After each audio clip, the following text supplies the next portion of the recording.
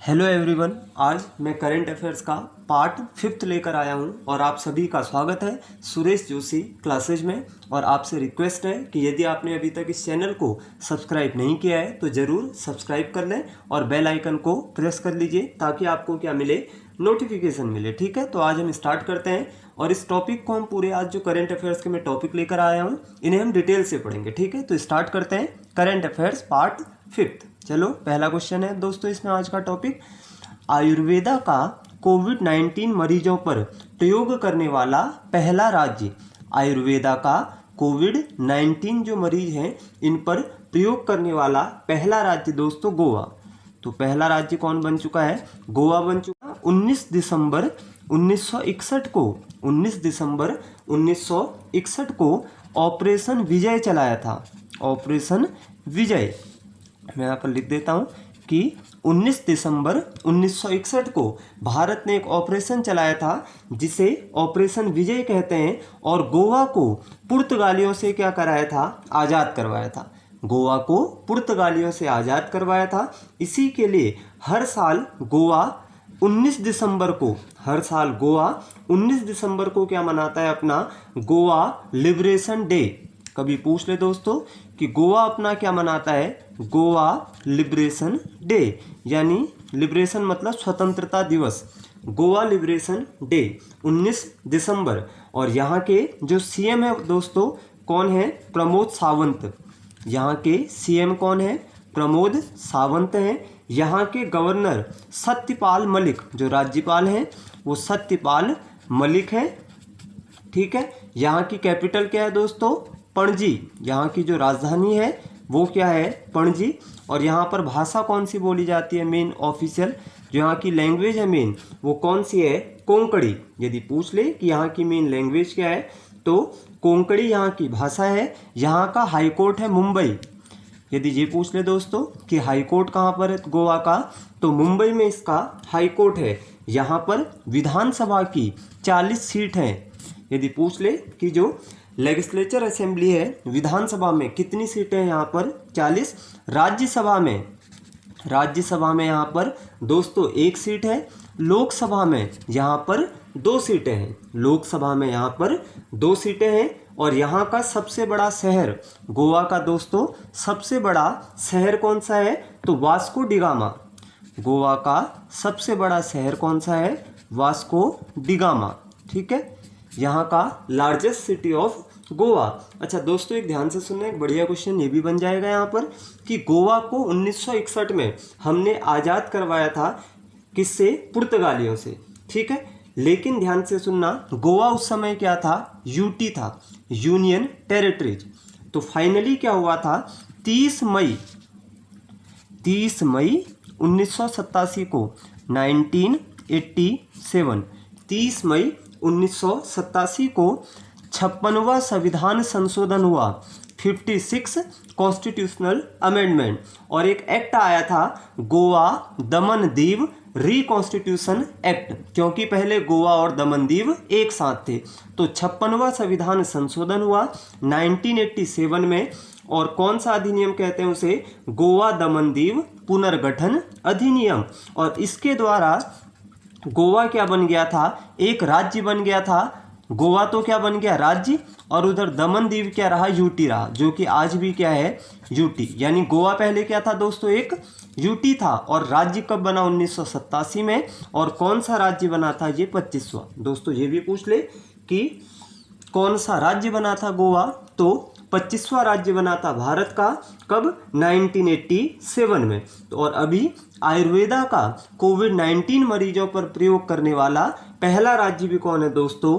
गोवा। ठीक है, अगला टॉपिक है दोस्तों, देखो अपना देश। देखो अपना देश, ये क्या है? एक प्रोग्राम है। देखो, पर्यटन मंत्रालय द्वारा शुरू की गई एक वेब सीरीज है। पर्यटन मंत्रालय के द्वारा शुरू की गई एक वेब सीरीज है देखो अपना देश। इससे हमारा जो कल्चर और हेरिटेज हैं उनके बारे में हमें क्या मिलेगी, जानकारी। जो हमारी संस्कृति है, जो हमारी हेरिटेज यानी विरासतें हैं, उनके बारे में हमको पता लगेगा। उस वेब सीरीज का नाम क्या है, देखो अपना देश। और भारत में मिनिस्टर ऑफ टूरिज्म किसके पास है, प्रहलाद सिंह पटेल। प्रहलाद सिंह पटेल। दोस्तों पूछ ले कि भारत में मिनिस्टर ऑफ टूरिज्म कौन है, तो प्रहलाद सिंह पटेल। अगला टॉपिक है सियाचिन दिवस। कौन से नंबर का मनाया गया है, सियाचिन दिवस। हाल ही में 36वां सियाचिन दिवस मनाया गया है। डेट क्या है, 13 अप्रैल। दोस्तों पूछ ले कि सियाचिन दिवस कब मनाया जाता है, तो 36वां सियाचिन दिवस मनाया गया है और डेट क्या है, 13 अप्रैल। अब दोस्तों 13 अप्रैल ही क्यों डेट है, और इसके बारे में जो जो जानकारी है वो आपको सारी यहाँ पर बताई जाएगी। अब देखना, देखो एक्चुअल में क्या था, भारत और पाकिस्तान के बीच सियाचिन ग्लेशियर को लेकर आज भी क्या रहता है, विवाद रहता है। ठीक है, तो 1984 में 1984 में भारत पाकिस्तान ने क्या किया, सियाचिन ग्लेशियर पर कब्जा करने के लिए वहाँ से अपने सैनिकों को भेजा था। ठीक है, जब अपने सैनिकों को उन्होंने भेजा था तो भारत की आर्मी ने, ध्यान से सुनना, 13 अप्रैल का वो दिन था, 13 अप्रैल का वो दिन था 1984 में ही एक ऑपरेशन चलाया था जिसे ऑपरेशन मेघदूत कहते हैं। ध्यान से सुनना दोस्तों, जिसे क्या कहते हैं, ऑपरेशन मेघदूत। और ऑपरेशन मेघदूत क्यों लिया गया है, आपने सुना होगा, कालिदास का एक बहुत ही फेमस संस्कृत का एक नाटक है जिसका नाम क्या है, मेघदूत। तो उसी नाम से ऑपरेशन मेघदूत चलाया गया था 13 अप्रैल 1984 को। और इस ऑपरेशन के द्वारा भारत ने किसको हरा दिया था, पाकिस्तान को, और सियाचिन ग्लेशियर पर अपना क्या कर लिया था, नियंत्रण स्थापित कर लिया था, जो कि आज भी है। विवाद अब भी रहता है, लेकिन सियाचिन ग्लेशियर पर भारत ने अपना नियंत्रण स्थापित कर लिया था 1984 में। दुनिया का सबसे ऊंचा और युद्ध क्षेत्र है और बहुत ही ठंडा क्षेत्र है सियाचिन ग्लेशियर। और जो ऑपरेशन मेघदूत चलाया था, ये भारत में मेन कौन थे इसके हेड, प्रेमनाथ हुण। ध्यान से सुनना दोस्तों, ये भी पूछा जाता है कि प्रेमनाथ हुण ने क्या चलाया था, इन्हीं के अंडर में चलाया गया था, सेना नायक थे ये ऑपरेशन मेघदूत। ठीक है, तो उसी साल से अब 1984 से इसको क्या कर रहे हैं भाई, 13 अप्रैल की डेट है, तो अभी हाल ही में 36वां क्या मनाया गया है, सियाचिन दिवस 2020 में। तो ये सारा याद कर लेना कि ऑपरेशन मेघदूत का संबंध किससे है, सियाचिन ग्लेशियर पर हमने क्या पाया था दोस्तों, नियंत्रण पाया था इसके द्वारा। ठीक है, अगला टॉपिक है, ये मैंने बुक आपसे होमवर्क में पूछी थी, बता देता हूँ। The art of her deal, the untold story of Melania Trump. The art of her deal, the untold story of Melania Trump. ये किसकी किताब है, मैरी जॉर्डन। ये किताब किसकी है, मैरी जॉर्डन की क्या है ये किताब है। अगला क्वेश्चन है, जॉन प्राइन जिनका हाल ही में दोस्तों निधन हुआ है। जॉन प्राइन जिनका हाल ही में क्या हुआ है, निधन हुआ है।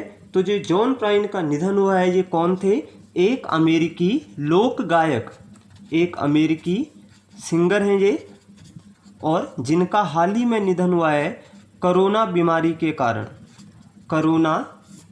कोविड-19 बीमारी के कारण जॉन प्राइन का हाल ही में निधन हुआ है। और दोस्तों इनको बहुत ही, देखिए एक तो इनको ये याद कर लेना, 2 बार क्या मिल चुके हैं, ग्रैमी अवार्ड। ये भी पूछा जा सकता है कि संगीत का जो पुरस्कार होता है ग्रैमी, 2 बार इन्हें क्या मिल चुका है, ग्रैमी अवार्ड। और इनकी एल्बम, 2 एल्बम इनकी बहुत ही फेमस हैं। एक तो द मिसिंग ईयर्स, पूछ ले दोस्तों ये किसकी एल्बम है, तो जॉन प्राइन की। और दूसरी इनकी एल्बम है फेयर एंड स्क्वायर। दोस्तों ये 2 एल्बम है किसकी, जॉन प्राइन की। और कौन से देश से बिलोंग करते हैं, अमेरिका, जिनका हाल ही में कोविड-19 बीमारी के कारण क्या हुआ है, निधन हुआ है। अगला क्वेश्चन है, वर्ल्ड आर्ट डे विश्व कला दिवस दोस्तों कब मनाया जाता है? 15 अप्रैल को। 15 अप्रैल वर्ल्ड आर्ट डे। देखो जो ये विश्व कला दिवस है भाई, कला और संस्कृति को बढ़ावा देने के लिए विश्व कला दिवस मनाया जाता है 15 अप्रैल को, क्योंकि 15 अप्रैल 1452 में इटली में किसका जन्म हुआ था? Leonardo da Vinci. सबने नाम सुना होगा ये, लियोनार्डो दा विंची। इनका जन्म हुआ था दोस्तों कब?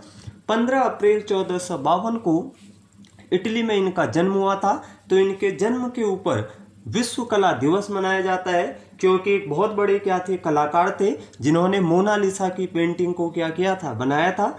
तो इसी के ऊपर क्या मनाया जाता है? विश्व कला दिवस। और पहली बार मनाया गया था 2012 में। और किसकी रिकमेंडेशन पर? आईएए की सिफारिश पर।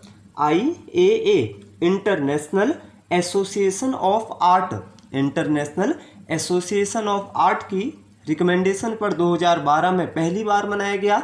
और आईएए संस्था ने यूनेस्को को एक प्रपोजल भेजा था इसके ऊपर कि आप इसको क्या कीजिए भाई, अपने उसमें शामिल कर लीजिए, जो यूनेस्को का क्या है? कैलेंडर है। तो 2019 में यूनेस्को ने, पिछले साल ही दोस्तों यूनेस्को ने इसको क्या कर दिया था? अपने कैलेंडर में शामिल कर लिया था। तो यूनेस्को के द्वारा मनाया जाता है ये। दोस्तों ये पूछ ले कि भाई पिछले साल भेजा था और अभी 2020 में 15 अप्रैल को मनाया जा रहा है, तो यूनेस्को के द्वारा मनाया जाता है। दोस्तों पूछ ले कि विश्व कला दिवस कौन सी संस्था के द्वारा? तो यूनेस्को। और आप सबने सुना होगा यूनेस्को संस्था कब बनी थी? 16 नवंबर 1945। 16 नवंबर 1945। अच्छा, मैंने सुना है काफ़ी लोग इसमें ना कंफ्यूज होते हैं यूनेस्को में। कुछ कहते हैं भाई ये तो 4 नवंबर 1946 को बनी थी। एक्चुअल में क्या हुआ था? बनी 16 नवंबर 1945 को। बनी कहाँ पर थी? लंदन में। ठीक है, हाँ लंदन में बनी थी 16 नवंबर 1945 को। एक्चुअल में इसका जो कॉन्स्टिट्यूशन है वो 4 नवंबर 1946 ने, इस दिन से इसने काम करना शुरू किया था। तो कई बुक में 4 नवंबर 1946 भी मिलेगा। वैसे ये स्टेबलाइज कब होगी थी? 16 नवंबर 1945 को लंदन में यूनेस्को। और इसका हेड ऑफिस कहाँ पर है? पेरिस। दोस्तों पूछ ले कि यूनेस्को का हेड ऑफिस कहाँ पर है? तो पेरिस में इसका क्या है? हेड ऑफिस है, फ्रांस में। ठीक है। अच्छा, अगला क्वेश्चन यहाँ पर क्या बनेगा? यूनेस्को की फुल फॉर्म क्या होती है? तो मैं बोल रहा हूँ, आप सुन लेना और लिख लेना। UNESCO, United Nation Educational Scientific and Cultural Organization. Repeat कर रहा हूँ, United Nations Educational Scientific and Cultural Organization, ये यूनेस्को की फुल फॉर्म है। और सुना होगा हेरिटेज वगैरह को मान्यता भी कौन देती है? यूनेस्को ही देती है। और यूनेस्को में भी 193 मेंबर हैं, 193 सदस्य हैं। हेड ऑफिस बता दिया आपको कहाँ पर है? पेरिस। अच्छा, इसके हेड कौन है? यूनेस्को जो संस्था है इसके हेड कौन है? ये आपको आज का क्वेश्चन है। आपको कमेंट बॉक्स में लिखना है कि यूनेस्को के जो डायरेक्टर हैं वो कौन है। ठीक है, अगला क्वेश्चन स्टार्ट करते हैं। अगला क्वेश्चन है, हाल ही में भारत को 155 मिलियन डॉलर मूल्य की मिसाइल और टॉर्पीडो की बिक्री को क्या मिली है? मंजूरी दी है। भाई भारत को यानी 155 मिलियन डॉलर की मूल्य की मिसाइल और टॉर्पीडो कौन सा देश देगा? तो कौन सा देश देगा दोस्तों? अमेरिका। याद कर लेना, अमेरिका भारत को 155 मिलियन डॉलर मूल्य की मिसाइल और टॉर्पीडो क्या करेगा? देगा। टॉर्पीडो सुना है?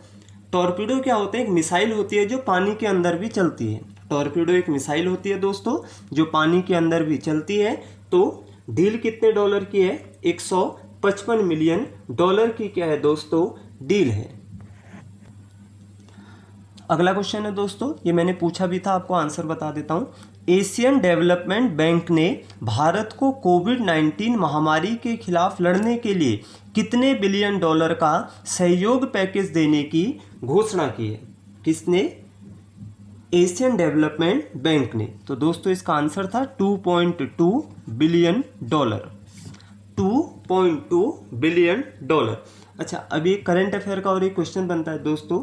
एक्चुअल में एडीबी ने जो अपने सहयोग राष्ट्र हैं, सहयोग देश, उनको 6.5 बिलियन डॉलर की 6.5 बिलियन डॉलर की सहयोग पैकेज देने की घोषणा की थी, जो हाल ही में अब बढ़ा दिया है। अब ये कितना हो चुका है? 20 बिलियन डॉलर। ये भी याद कर लेना कि एडीबी ने 6.5 बिलियन डॉलर को जो सहयोग पैकेज था, रिलीफ पैकेज, उसको बढ़ाकर कितना कर दिया है? 20 बिलियन डॉलर।